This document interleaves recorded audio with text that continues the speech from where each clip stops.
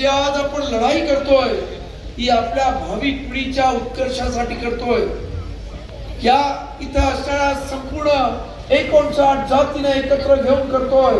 याचं कारण असं आहे की बाबासाहेब आंबेडकरांनी जेव्हा 341 कलमाखाली या अनुसूचित जातींना जेव्हा आरक्षण दिलं तेव्हा बाबासाहेबांनी विचार केला नाही की हा मारा चर्मकार आहे, हा मातंगा आहे।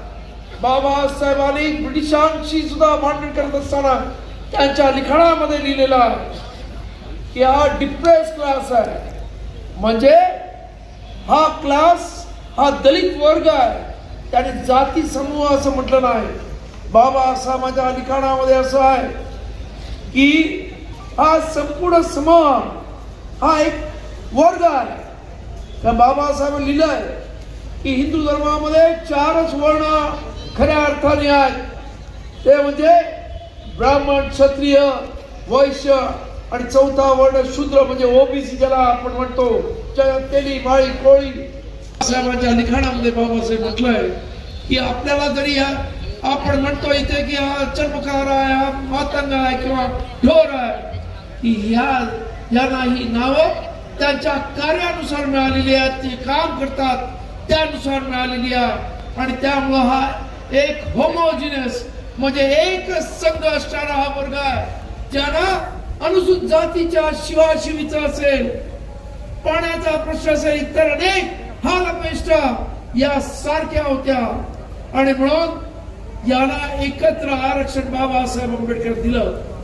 परंतु आज आपल्या स्वतःच्या स्वार्थासाठी या होमोजिनियस म्हणजे एक संघ असणाऱ्या अनुसूचित जातीचं उपवर्गीकरणाचा घाट या देशामध्ये घातला जातोय।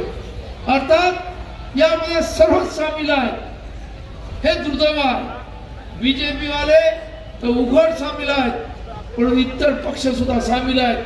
कारण कर्नाटकात, तेलंगणामध्ये काँग्रेसवाल्यांनी सुद्धा हे उपवर्गीकरण केलेलं आहे।